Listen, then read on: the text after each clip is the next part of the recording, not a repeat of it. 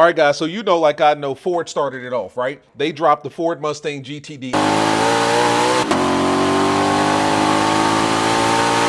850 horsepower, right? $300,000 supercar, essentially, right? At one point was known as the fastest American car to lap the green hill, the Nurburgring. Chevy sat back and said, okay, I see that, and I'm going to raise you. And then they dropped the ZR1x. 1,200 horsepower, all-wheel drive, hybrid monster. And then set the record again for the fastest American car to lap the Nürburgring. And then Dodge sat back and said, you know what? We need to get in on this too. And they gave us this.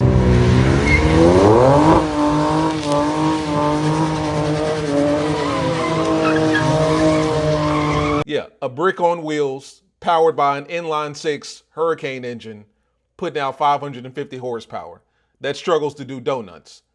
But as bad as that may seem, I think we're going in the right direction. Just hear me out. Let's talk about it. What's up, guys? It's your boy Knockout 360 here with another video, man. So you can tell I'm in the house. That makes it a house vlog. You know what's going down and come around. Let's get into it. I got car content, car shows, car reviews, car meets, and police chases on this channel, man. So if you're into that, make sure that you stick around. For everyone else, hit the subscribe button as well as that notification bell so that you know what's coming out and when it's coming out. So I mean, you know, I just want you guys to know that as bad as things might seem right now, I think we're in the right direction. So let's talk about what's already out there, right? What we already know. Chevrolet Corvette ZR1x is the fastest American car ever around the Nürburgring, right? The Ford Mustang GTD has its US spec record nabbed by the 1,250 horsepower hybrid vet. So Ford set the record. Ford set the record with the Mustang GTD, and if you're not familiar with the Mustang GTD, you must be living under a rock. $327,000, 800 plus V8, 5.2 liter, what was it, supercharged? Yeah, supercharged, high performance, street legal version of the Mustang GT3 race car, right? That's power. Not only is that power, but that's precision. Something that, you know, we're not used to in Dodge anymore since we got rid of the Viper. But yeah, Ford dropped that and they set the Nuremberg lap under 7 minutes, right? It achieved a lap of 6.52, right? So let's go back. I'm jumping ahead of myself. So boom. Back in December of last year, Ford announced the all-new GTD, which set the lap time of 6 minutes and 57 seconds, right? 6 minutes, 57 seconds, making it the fastest American car ever to lap the green hill. Then in May of that year, they came back for seconds, right? They said that's not fast enough. They brought the GTD back to Germany and shaved off an extra 5.5 seconds and then set the record at 6 minutes and 52 seconds for once again the fastest American car. Well, Chevy sat back and said, all right, let us get in on action. That record has now been taken by not one, but two Chevrolet Corvettes. Not only did they just drop the top of the line, right? Let's go back to Tall Guy car reviews, right? They didn't just drop the top of the line Mook. They dropped the second tier Mook. That's more powerful than anything that Ford has ever produced. The ZR1x, which is the hybridized all-wheel drive version, 1,250 brake horsepower. You can tell this is a foreign website here. They use brake horsepower instead of wheel. Brake horsepower Corvette is now the American record holder with a blistering time of 6 minutes and 49 seconds. So that's the top of the line. You know, that's the Demon 170 of Corvette if you're living under a rock. The standard ZR1, which was just 1,000 horsepower, which beats a Demon, right? Let's just be honest here. So they're beating everything that Dodge has put out twice. The standard ZR1 with its twin turbo 5.5 liter V8, sending 1,064 brake horsepower to the rear wheels. Oh, it's not all-wheel drive. I thought it was all-wheel. I'm sorry. Wasn't far behind with 6 minutes and 50 seconds, which still beats the GTD. So now Corvette, well, Chevy, has two cars that are now the fastest, well, at one point were the fastest American cars to set the record on the Nürburgring, right? Both of these cars are equipped with the track focus, ZTK package, the whole nine, this, that, and the other. You know, so Chevy's in on it now. Ford started it off with the GTD. Chevy followed right behind. Now, the Ford GTD, $300,000, you know, that's no walk in the park there. That's not something you just go down to the local Ford dealership and they take you around back and they got 6 GTDs sitting there. No. You got to order these, baby. You know what I mean? Little over $250,000 here for a car. You got to order that. You know what I mean? Ford has never seen something that expensive in quite some time, if ever. And then, of course, Chevy with the, let's see here, with the ZR1X. Yeah, so Chevy with the ZR1X 2026 Chevrolet Corvette ZR1x is expected to have a starting price of $207,395, right? So it's not going to be cheap. And then, of course, if you want to get the convertible and all the other higher end 3LZ trim, I'm not a GM guy, so you guys let me know what the hell all that is. All I know is that the ZR1X is powerful, 1,250 horsepower. So I'm bringing all that to your attention, guys, because it seems to me that everyone around Dodge, and let's go back to this new 2026 Dodge Charger that just dropped a couple days ago. Everyone around Dodge is dropping serious power. And we're not just talking run-of-the-mill muscle car power. We're not just talking straight line power. Just go fast in a straight line. Let's go on the strip. Let's go down to Alabama International. Let's go to the Z-Max. Let's go to Mooresville. Let's go to Rockingham. Let's go to Darlington. And let's just go fast, right, in a straight line. They're dropping legitimate track cars that you can see going up against your McLaren or your Lamborghini or, all of these foreign cars, right? America's doing that. American-made, American brands are doing that at this point. And what is Dodge doing? They're giving us this big-ass brick on wheels. This big-ass brick on wheels that's a twin-turbo inline-six engine with 550 horsepower. And I do mean a brick on wheels. That's literally all these cars are, is brick on wheels. The Scat Pack, this RT bullshit, bricks on wheels. But as bad as that seems, guys, we're actually taking a step in the right direction. We're getting away from this dumbass electric bullshit that they were trying to push, right? We're making a lot of moves in the right direction. It's just going to take time. You know what I mean? I think we veered all the way off the path with this electric Daytona BS. You know what I'm saying? We veered all the way off the path when we tried to go and be the first ones to the party with the electric car, right? You know that like I know that. And I mean, so much so that they're not even selling at this point. The new, let me see here, 2025 Dodge Charger Daytona, there it is. Yeah, it had an MSRP of $85,000, $79.61, $79.75, and they're selling for $59,000. They're selling for $64,000, $20,000 off of the sticker price, which means nobody wants these cars.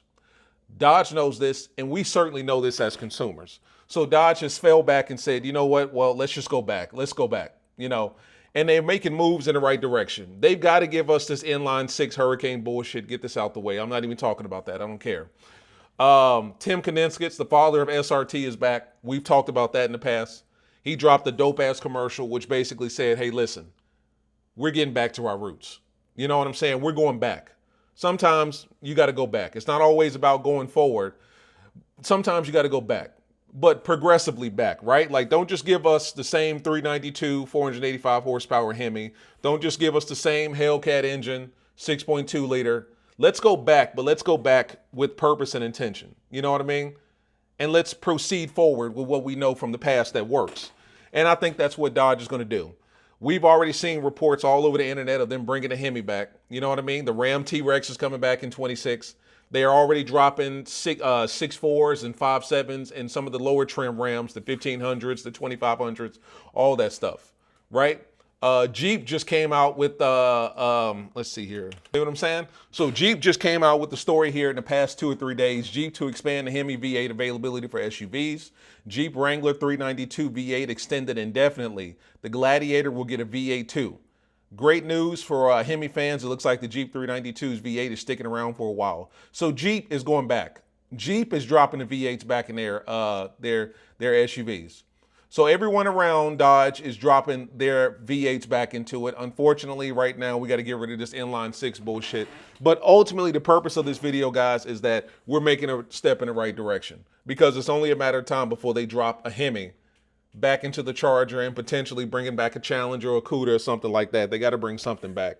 But even more so than that, they've got to get into the track game. Like, it's not enough at this point to just have fast muscle cars that go in the straight line real fast. It's not enough to have fast, heavy, box-like muscle cars that you put big wheels on the rear and skinnies up front. And you do donuts and wheelies and go fast in a straight line. Everyone around us is getting in the track game.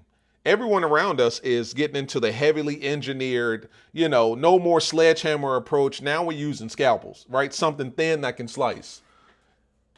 And we all know of a car that Dodge once produced that was the king of all that. That was the Viper. I haven't heard anything about the Viper coming back, but it just seems to me like now more so than ever before, the Viper or some sort of iteration of the Viper needs to come back.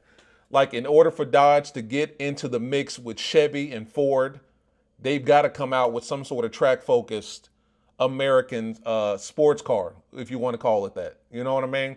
In order for them to get back into the game and compete with Chevy and Ford, they've got to drop something like this. Like this right here, this inline six bullshit.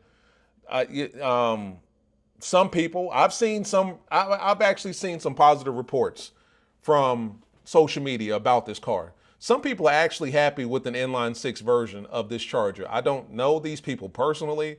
I don't know why they would be happy, but some people are happy, but I think it's just because of what we just came from, the electric Charger. I think that was so bad, that experiment failed so poorly, that anything that makes a legitimate sound is better than nothing. So people are actually happy to see an inline six over a MacBook Pro under the hood of your car kind of thing. And I get that.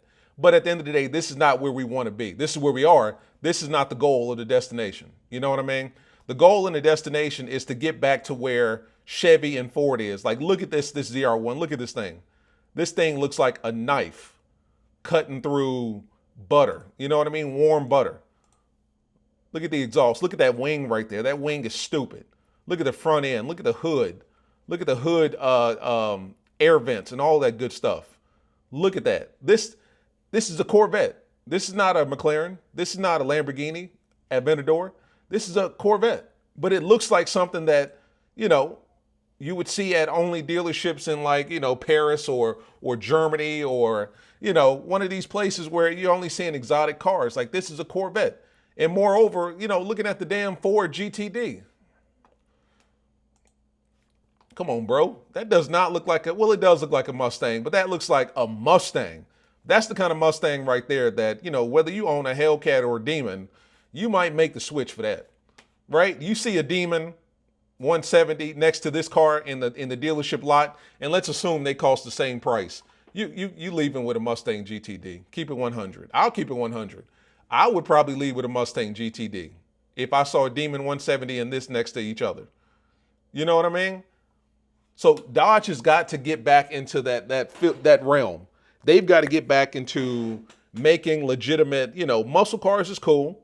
We've had that on lock. And I'm not saying that I don't want muscle cars. I want a big Hemi. And I'm cool with the big body. We're always known for being heavy. I don't think we're ever going to get away from that.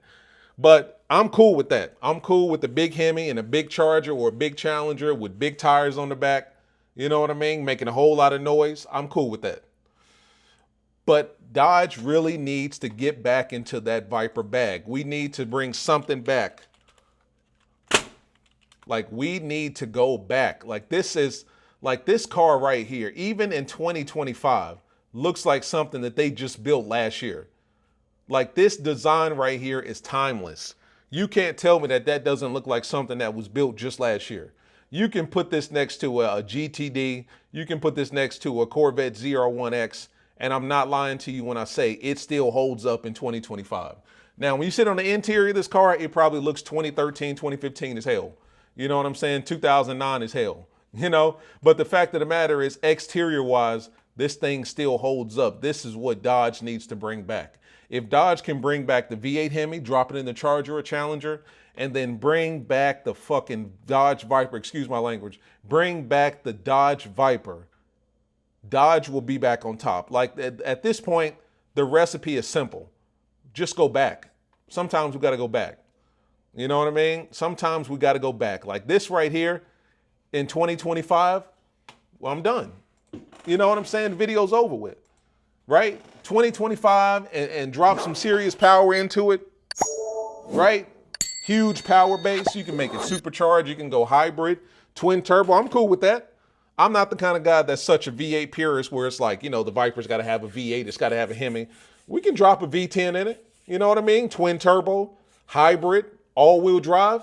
That's where we got to go. That's where we have to go. We got to go back, guys. You know what I mean? I think if Dodge somehow or another were able to get back into their Viper sports car bag, we get right back on top right there, right? Ford's got the GTD. Chevy's got the ZR1 and the ZR1x. Dodge has the Viper. Enough said. And then take that Viper straight to Germany, put it on the track, put it on the green hell, set the records, and we're back on top. It's simple. To me, it's simple. Now, obviously, I'm not in the engineering marketing department of Dodge, but to me, it's simple. Drop the V8 Hemis and the Chargers and Challengers for the muscle boys, for the muscle cars, just like Ford did with their Ford Mustang, big V8, big Coyote, and all their damn Mustangs, right? With Dodge, same thing. Hemi and the Durango Hellcat, keep it coming. The Hellcat Durango is here to stay, which lets me know that they still making Hellcats. Don't act like they just shut down shop. They didn't. They still making Hellcats. So the Hellcat Durango is here to stay. The V8 Hemi, Jeep Gladiator, and the Jeep Wrangler is here to stay. They're putting 392s in Durangos at this point. The Ram T-Rex is coming back. Everybody's coming back with Hemis and Hellcats. Drop a Hellcat engine in the Charger and the Challenger and give us that Viper for the sports car. I guarantee you Dodge will be back on top in less than 2 years. It's that simple. Check me if I'm wrong. If my logic is wrong, guys, correct me. But I'm telling you, Hellcats, Viper, it's over. Dodge dominates. And Dodge is dominating everywhere else because we got the SUV game on lock, you know, with the Wrangler, V8 Hemi, 392, Durango Hellcat, right? The truck market, you could say, is a toss-up between the Raptor R and the Ram T-Rex. But if Dodge comes out with a red-eye Ram T-Rex, we got that now too. And then we got a sedan Charger, and then we got a coupe Challenger muscle car, 700, 800, 900, 1,000 horsepower, done. And then we got the Viper. Correct me if I'm wrong, but that seems like a slam dunk. Seems like a layup. Seems simple to me.